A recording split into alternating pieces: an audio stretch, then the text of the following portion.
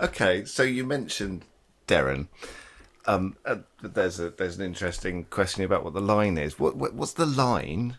Well, let's pretend that Darren doesn't do the caveat at the beginning saying that he's cheating because Oh, let's pretend he does. people No, still let's believe pretend he him. does. Yeah, okay. So what's the difference between Geller pretending he can read minds using NLP, as he was wont to do originally, and somebody pretending they can bend metal using the power of their Yeah. mind? Yeah. So, I'm not in charge here, right? So people are going to do whatever the hell they want to do. Sure. Let's establish Okay. that, right? I'm just a guy with an opinion. But part of my opinion is, and my discussion of opinion with other human beings on a day-to-day basis is about morality. And if those discussions are going to be interesting, one hopes that one's conversation mates can articulate a sense of morality. And I understand, I already described a situation by someone who made it clear he has none. So we'll leave the sociopaths out of the conversation. I generally try to avoid them anyway. Although they can be really charming company. I've known several in my life, and they can be really fun. But they're also dangerous. So for the rest, though, I like to hang around with people who can articulate their sense of morality on a sort of day-to-day basis in the choices they make in their lives. So here's, one of the guiding principles for me is I want to try and make the world a better place. And I don't mean in some grand sense that I'm some Superman who's changing the world. I don't mean that at all. I mean when I walk out the door in the morning, people I encounter, when I park at the parking lot, the supermarket, I put the cart back where it belongs instead of leaving it to hit somebody's car. Sure. That's a pro-social choice on my part. It has to do with my moral standing in my community. So I like to try and leave the world a better place on a day-to-day basis, even in the smallest of ways, like moving the shopping cart. Mm-hmm. And certainly when I'm on a stage in front of 1,000 people who are depending on me for some information that they probably shouldn't be depending on me for, but they're making that mistake, I want to leave them, when they leave the room, a little better off, a little better prepared to lead their lives in a safe and productive manner. I think the way you do that as a human being is, first and foremost, to have the respect for your fellow humans to speak the truth. Especially to speak the truth as you know it if you're asked. And I tell a story about that in the book, about a prominent mentalist who I had a conversation with about that many years ago. But I think that speaking the truth as you know it is sort of the first responsibility of a moral human being. So even though I do mentalism, and I do strong mentalism, and I've written about my beliefs, about artistic beliefs, about the difference between mentalism and mental magic, and I do both, but in different contexts, and I have done shows in the context of what I consider pure mentalism. I'm very clear. I try and be really clear with my audience. I don't just say one quick sentence that has 2 relevant words before the show goes on that nobody will remember. I tell them an anecdote in the front of the show that's designed to raise their skepticism, and that kind of tells them explicitly I'm going to be lying to them for the next hour. I raise that subject again late in the show, where I make a very clear and impassioned and explicit statement about my inability to do anything they have seen on that stage that night, and the inability of anyone else on the planet Earth to do the same as well. And then I do another piece that is designed to lock that idea home. Now, that's my set of efforts. I'm not telling the world how to do it. I don't get to make those rules. But here's the thing. Here's the important thing in response to your question. And since you mentioned Darren, I had this conversation with Darren. You know, the longest interview Darren ever did for the Magic World, I did with him for Genie. And you can find the published interview in Genie, but you can find the virtually unedited, the much longer version on my website. If you just, it's easier to just Google my name and Darren's name, and then it'll come up. It's buried somewhere in the menu. But it's there. And we discussed this. This is many years ago. And we discussed this at the time. And here's what I have to say about this. And I'm pleased to say that although he hasn't really mentioned my name since, you can find examples of Darren using this exact model in interviews since then, okay, that I've seen him use on a number of occasions. So make what you will of that. But here's my vision of this. The audience and their worldviews of the paranormal and the ability to read minds in a mentalism show is, like most things in life, on a bell curve. And at one end of the bell curve, there are people who are never going to believe anything is real, no matter if you walked on water right across the stage. Doesn't matter. Not going to believe it. Doesn't suit their worldview. On the other end of the bell curve, there's people who are going to believe you're real no matter if you jump up and down and show them how the trick worked. Doesn't matter. They're going to believe. Now, mentalists, when the subject of disclaimers comes up, the dreaded disclaimer, they are very quick to say, they very often like to say, someone's always going to believe no matter what you say, so therefore it doesn't matter what you say. I've heard that said. These sentences come out of people who cannot connect the two parts of that thought and discern that they actually have nothing to do with one another except the speaker's inability to think rationally or take moral responsibility. Because I am well aware, I will so stipulate that a percentage of my audience will always believe no matter what I say. I'm not interested in them. I'm interested in the great unwashed hump of the bell curve. The people who, for better or worse, think that they're going to learn something from my mentalism show about the science of parapsychology. I use the term science loosely. Mm-hmm. And for those people, I am going to try and be as explicit as possible. Right. I'm also going to try and challenge them, just the way I challenge believers. I try and make mentalism as convincing as possible so that the skeptics might think, wow, this is so, if I didn't know better, I think this might be real mind reading. I'm not sure I could tell the difference. That's a very good thing for skeptics to ask themselves. And at the same time, I want to challenge believers who look and go, oh, he's reading their body language, whatever, to say, by the way, all your conclusions about what you're seeing here are wrong. I'm an illusionist. I can't do any of this, and neither can anybody else. And that, I like to think, creates a little frisson of cognitive dissonance in those people, because I think that's a cool thing for magicians and mentalists to do. I think one of the beautiful essences of the magic experience, the experience of mystery, is that dissonance, right? That most magicians in general, whether mentalist, magician, whatever, are terribly afraid of. My friend Max Maimon likes to say that magicians are afraid of magic. That's what I believe he means when he says that, and he's right. That magicians run to become lapdogs, licking at fingers, to quote Cyrano de Bergerac, in their desperation not to offend anyone so they can get the next booking, sure. And therefore being pleasant performers. Pleasant, dull, uninteresting, forgettable, right?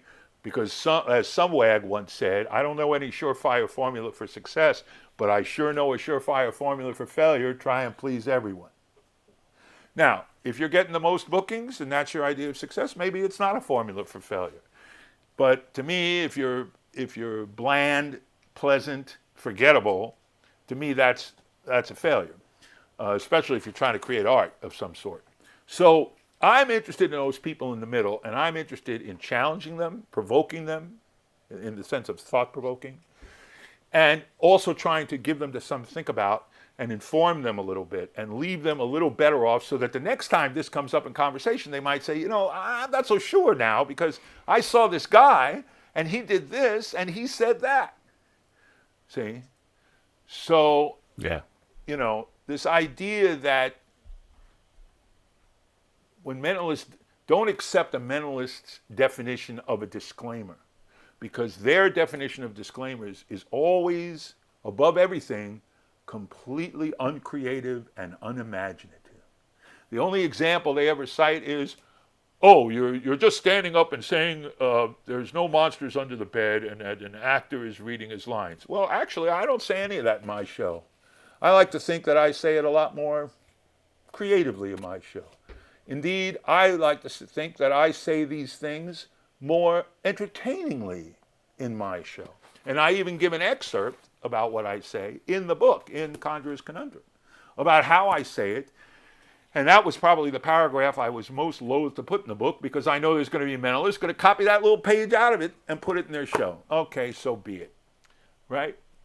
So the idea that someone will always believe, I stipulate it, it's not interesting, it doesn't speak to the point, and it certainly doesn't speak to one's human responsibility to have the respect as one human being to another to try and tell people the truth as you know it. Right? Yeah. Also in the book, you mention Randy. When and how did you meet him? And what part did he play in your life? Well, yeah, great question. Certainly there is a chapter about Randy. There could not be a chapter about Randy. And I read a book that I think is on your shelf back there somewhere. This one. And you probably have the later edition. There it is. That one. The Truth About Uri Geller. Now, if you look at the copyright in there, I'm curious, it may mention that it was, whatever year that was published, it was first published earlier as The Magic of Uri Geller in like 70s. This is copyright 82, revised edition. Right. So that book, when it first came out in the 70s, the title, same book, the title was The Magic of Uri Geller. And I always loved that title because it said so much and so little, right? The magic tricks of Uri Geller. Yeah, there you go, right? But it's a little subtle, and eventually when they republished it, they made it The Truth About Uri Geller, which is certainly an accurate description of the book. Mm-hmm. I saw Randy when I was a little boy, literally a little boy in New York growing up. There was a very popular East Coast children's show called Wonderama, it was 4 hours on a Sunday, 4 hours every Sunday, and it was fabulous. It was hosted by a fabulous guy named Sonny Fox. And later, in its later years, it was taken over. The hosting job was when Fox went off to become a producer, a very successful television producer. It was taken over by a wonderful guy out of New York named Bob McAllister, who was a magician and a beloved member of the New York magic community, a really great guy and a clever magician. And I saw Randy when I was a little boy doing the color vision box, the sucker die box and things like that. When he not only had hair but it was black, and so I remembered him from then. I was a little interested in his skeptic work, although it was not yet defining for him. Because he hadn't won the MacArthur yet, but he came out with the book on Geller, The Magic of Uri Geller. I picked up a copy, and there are many of my generation who will tell you the exact same story. Banachek will tell you the exact same story. But of course, Banachek got involved with Randy shortly afterwards. Banachek was quite young when he was involved in Project Alpha. He was like 17. I wouldn't meet Randy till much later. But I read this book, and it didn't surprise me. It wasn't news to me that Geller was, cheating, was doing magic tricks. That was obvious to me all along. But the book radicalized me. It made this connection of what Geller was doing, how he was doing it, what he was claiming, and what the moral implications were of that, and what the dangers of it were for other people. Yeah. And it basically radicalized me. And it radicalized me to the point that I would go into bookstores, and if I couldn't find a copy, I'd ask them, and if they weren't carrying it, I'd order like a half a dozen copies, which I would then give away to friends, but I knew it would make them put a couple on the shelf too, right? And then when I gave them all away, I'd buy another half dozen copies. So I did that for a while on my own. And Randy kind of changed my worldview. And then I discovered Skeptical Inquirer, the journal. It still is out today, from Psychop. And one thing led to another. And then in 1987, I co-founded the National Capital Area Skeptics, which is still in business today, when I was living in the Washington, D.C. area. And I started that group along with a couple of friends, science-minded friends, and then we ended up, because of our success, we ended up hosting the National Psychop Conference within 2 or 3 years, 3 years, I think. And of course, Randy was at that conference, and that was when he and I really first got put together. Right. And then that, over the years, that led to many other things. It led to my becoming a senior fellow at the James Randi Educational Foundation. It led to my becoming a part of the subcommittee that ran the $1 Million Challenge, along with Banachek and a handful of other people from the foundation. And I discussed some of those adventures, one in particular, when Banachek and I went to New York to be on Nightline and conduct the $1 Million test in a very unusual situation, very contrary to the way we normally did it, where it was a one-shot test for the million. And that was kind of mind-blowing. So anyway, the modern skeptic movement, it does not, in this country and really in the world, does not exist without James Randi. It's as simple as that. No one ever would have known who or what a psychop was if it hadn't been for Randy. Charismatic, bigger than life, fearless, and incredibly creative. It would have been an astonishing thing. It was an astonishing accomplishment to do Project Alpha. For sure. He went on and did 2 more of those kinds of incredibly high-profile exposés. One, the Carlos affair in Australia, with his partner playing the role of a channeler. And then, of course, exposing Peter Popov, the faith healer, on national television.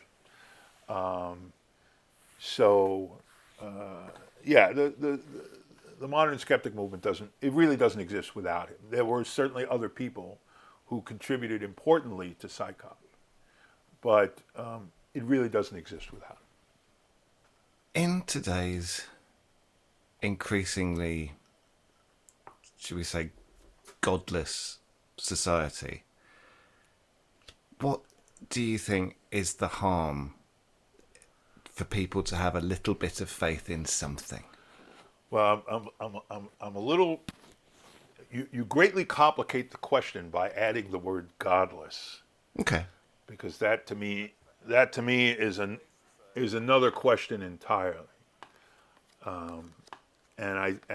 We see, not to make this an elaborate discussion about atheism, of which I am one, and so was Randy, but the headlines are filled every day, literally today, every day, with supposedly God-fearing, God-promoting people who promote hate and ignorance and predation on a daily basis. It's pretty much daily now. So godless has nothing to do. The notion that godless and ethics, God or ethics go together, or godlessness. No, I think I meant that people like to have something to believe in, and as the decline of the church is happening, people are going someplace else to have a little bit of belief and faith. Do you know what I mean? Yeah. So, I mean, there's a couple of different aspects here to even putting the God idea aside. There's still a couple of different implications of your question here. And one is sort of, the notion of faith. Another is, why do people believe? And these are very different questions, all of which are fairly answerable, not necessarily answerable in crisp little sound bites. As far as, why people believe, well, human brains are wired for people to believe, because we were wired on the African plains millions of years ago to seek out, to recognize quickly cause and effect, to detect that. And it's really important that we do that, because, if you hear a snapping branch in the brush, it might just be, a bird landing on it. But it also might be the footstep of a predator. And if you assume that it's the bird, you might get eaten. Mm-hmm. But if you assume that it's the predator and you run, and it turned out it was a bird, you don't lose much. Sure. And so human beings are evolved to think that way, to deal with risk and problem solving and associations and cause and effect exactly that way. But so our intuitions were very powerful in terms of those quick associations, were very powerful survival tools at a time when we were hunting socially and chasing animals that were much bigger than us and capable of killing us unless we hunted socially, right? So the risks, the flaws in those patterns of thinking, the cognitive biases that we also evolve, just like the bird versus the predator at the sound of the broken branch, the benefits greatly outweighed the costs. Mm-hmm. However, the costs are great in the long run, because humans are pattern-seeking animals, right? Yes. Every kid who looks up at the sky and says, "Oh, that cloud looks like a unicorn." I mean, we are pattern-seeking animals, and sometimes that's a great thing. That's part of our creativity. But sometimes all of that is just plain wrong, even though it feels like a perception of reality, right? And the only way to tell the difference is with the scientific method. But we've been here millions of years, and the scientific method is about 400 years old, depending on how you want to date it. Talked about Galileo's time. The Greeks touched on it a bit.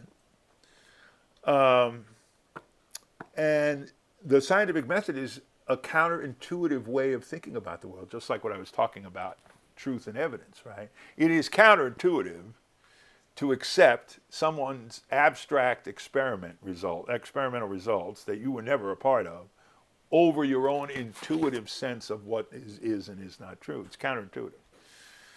So the point being that because of these cognitive biases, these pattern-seeking habits,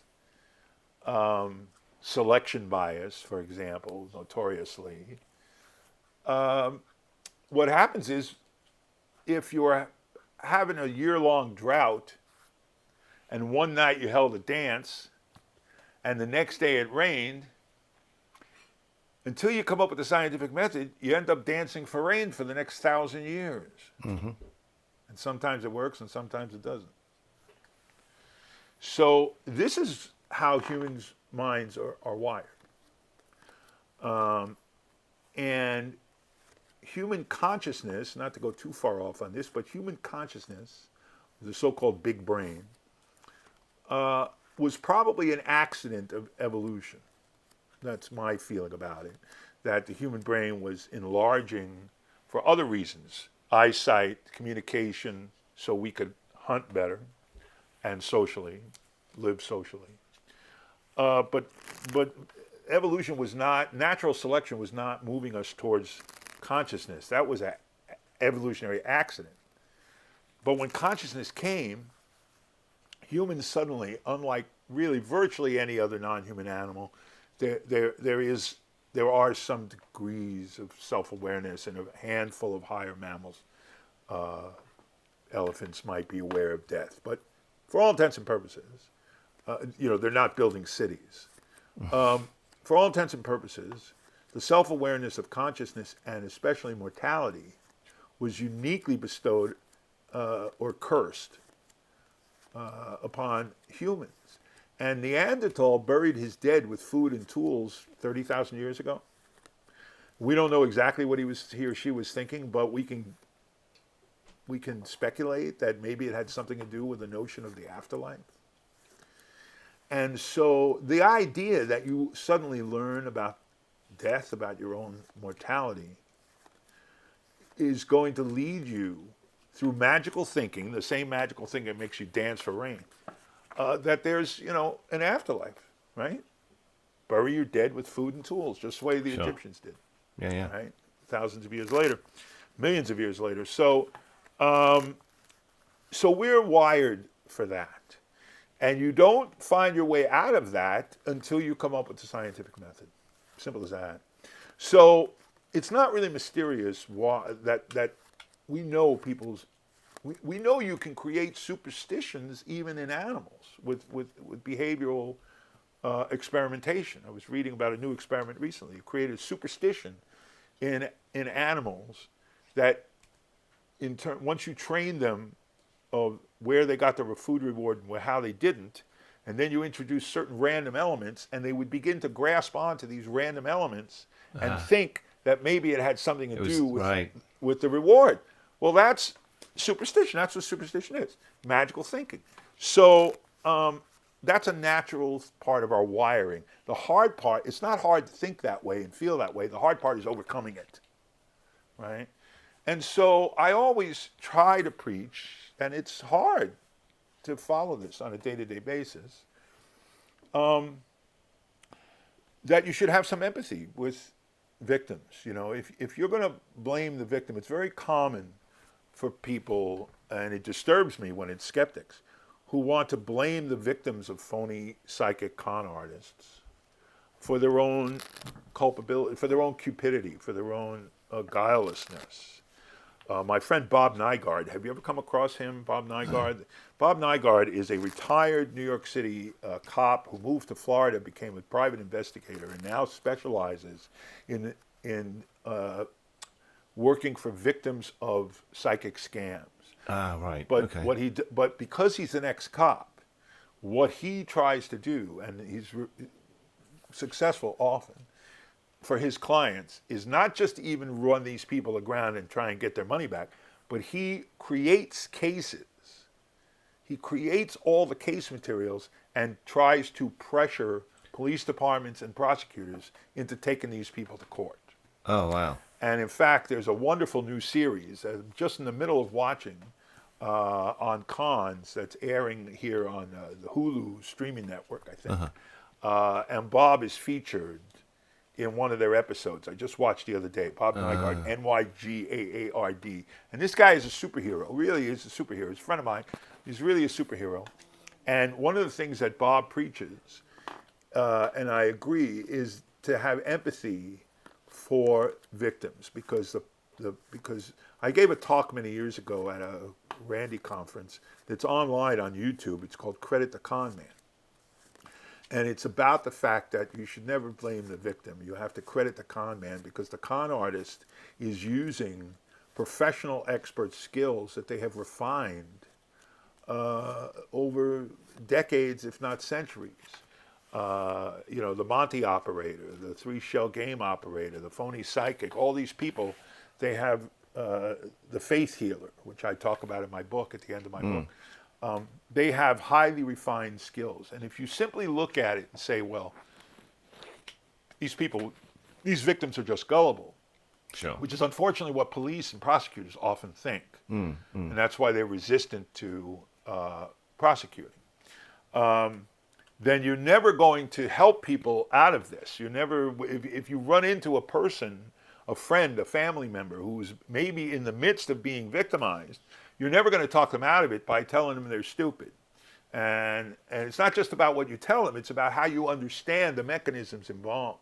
So there are all these mechanisms that make people believe these things. And phony psychics, for example, well, that's redundant, but con artist psychics prey on people's grief. They prey on people in their weakest moments. These talk to the dead mediums, to me, are moral criminals of the worst, the lowest order.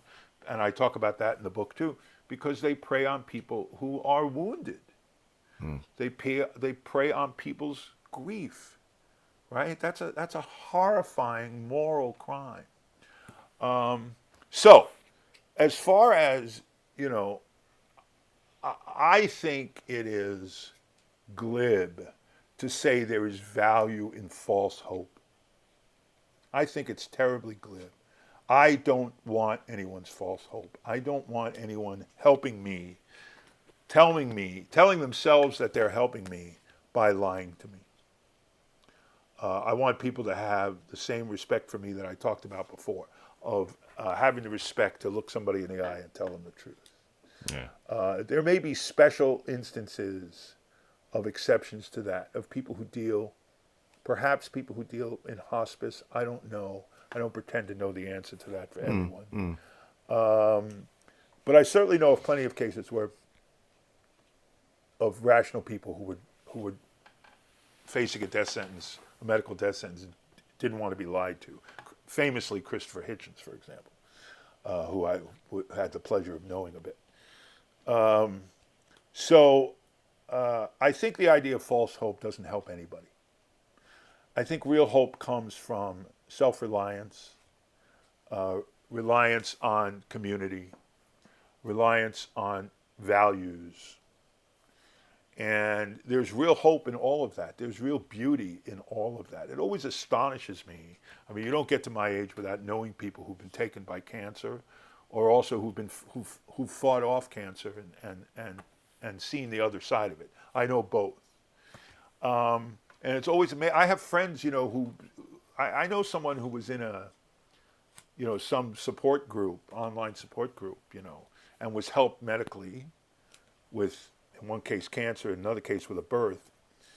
And when people were saying, "Oh, it's a miracle, thank God," and I've known people who said, "Well, actually, I think we should give credit to the scientists and the medical people. I think they probably deserve more of the credit."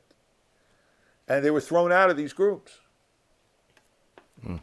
Okay, so I think the truth shall set you free, and I think that I don't pretend that the scientific worldview, and I address this in the introduction to my book, in that little anecdote about my brush with fame with Carly Simon. I don't believe that science has the answer to every human problem. I don't think it has the answer to every relationship problem, and I've had my share, which is kind of, in a way, what I was talking to Carly about. But I do think that the greatest path towards the greatest solutions, the widest, greatest solutions to the problems we face as human beings, on a day-to-day basis, on a global basis, whether it's global warming or a pandemic, or fascists who are elected to presidencies, or racism, or sexism. I believe that the greatest answer to addressing these problems lies in the scientific method. The scientific method tells us what's true and what's not true, in ways that lead to solutions, to planet to planet-wide solutions. You know, if we didn't waste $3 billion a year on homeopathic remedies, which are little bottles of magic liquid, they're magic. That's all it is. Magic. Water, salt, sugar, and magic. Imagine if we didn't waste $3 billion a year on that, what we might accomplish. How many could we feed? How many hungry people could we feed with that $3 billion? So everything, people who preach doomsday invariably do it with their modern eyeglasses, on their high-tech computers. Computers didn't come from faith. We didn't get to the moon on faith. We didn't solve diseases. We didn't discover vaccinations. We're in the middle of saving the world, right? And the people who stand in the way of that are the ignorant people, uneducated, sadly uneducated people, or miseducated. And the Daily Mail has a lot to answer for. Right? And it wouldn't be so bad if it was Darwinian and they were just killing themselves, but unfortunately they're killing us. Yeah. Right? And the anti-vax movement that predates this, but is affecting it, is a movement of people who are very often educated and successful, right? But not all paranormal beliefs come from one side of the political spectrum or the other. And all of these things are born of worldviews, and that's the difficulty, to bring this all the way around, in trying to talk someone out of any of this, because people actually don't decide what they believe based on necessarily quality evidence. They come to these beliefs based on worldview, and you have to dig into the worldview, which is why the best thing we can do is raise children who are educated in science. You want to save the world? Get your kids interested in science.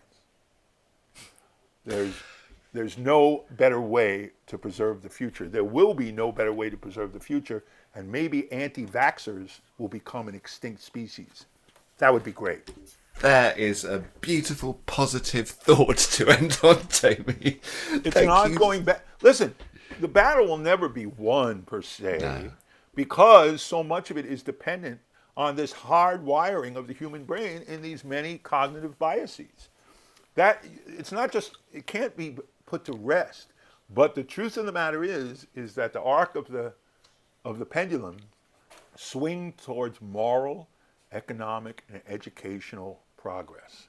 This is unarguable. All the evidence points to it. All kinds of headlines 2 days ago, I think, about people who are members of religious congregations in the United States are at the lowest point in history. Rock on, dudes. That's a vote for rationalism.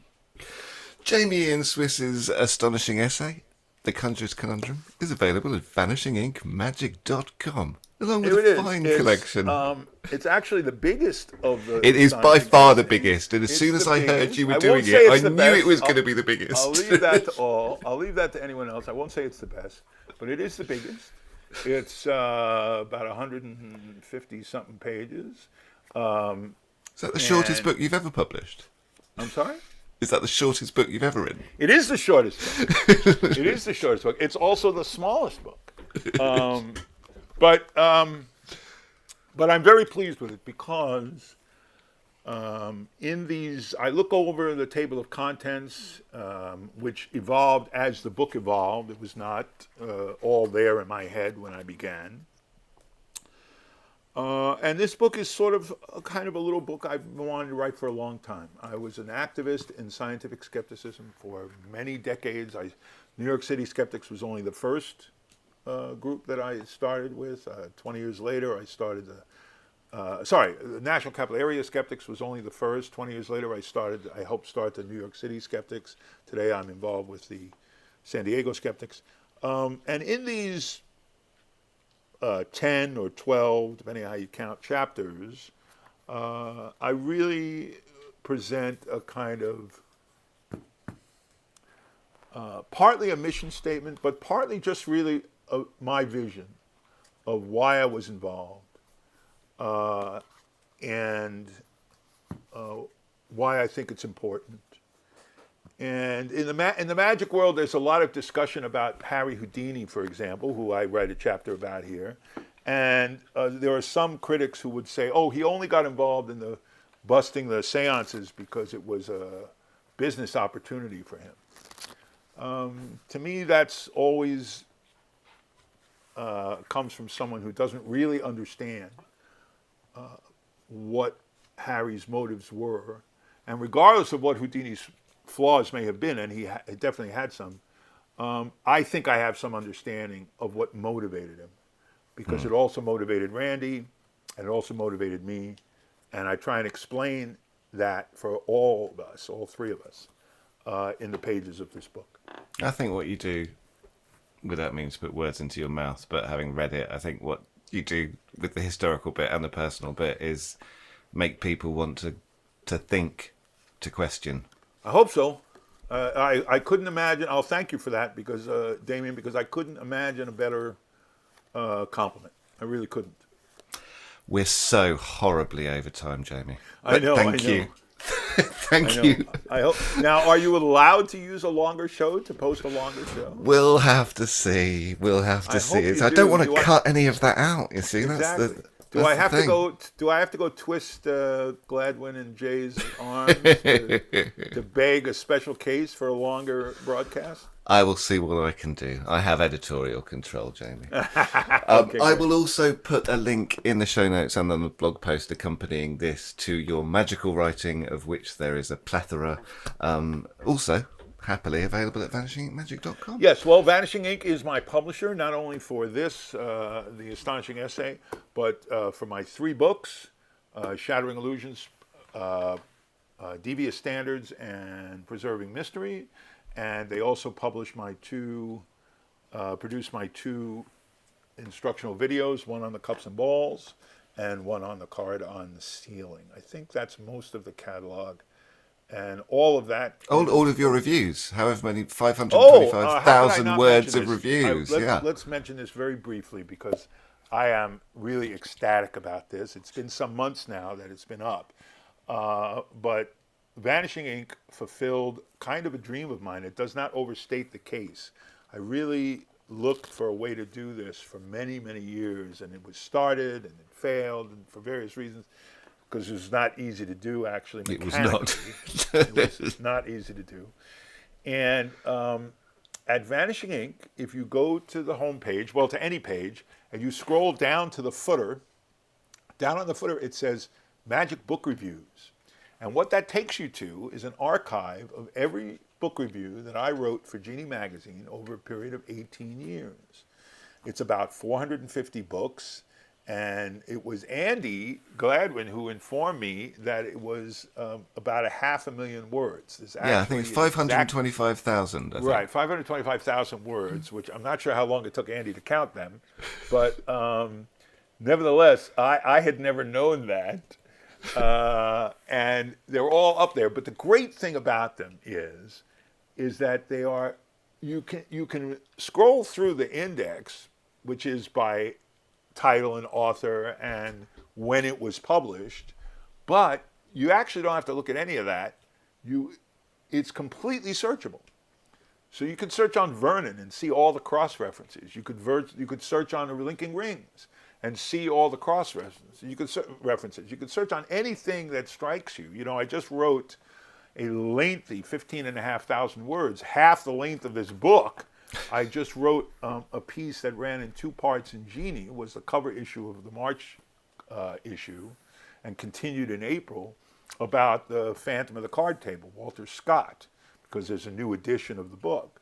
And I went back and I examined the history, and if you punch into the archive the word Phantom, you'll come up with the 4 books that I reviewed over the years that talk about that history, that examine that subject. And so I'm pleased to say that I'm getting notes all the time now from people asking me about particular reviews, or telling me how they're using it. Dennis Baer kindly has said to me that he uses it regularly when he's adding stuff to the Conjuring archive. his wonderful Conjuring Archive. Wonderful, wonderful. So yeah, so it's there. It's a 500,000 words. It's 450 books, and I think it mentions on the homepage that I also reviewed for 3 years at magicana.com.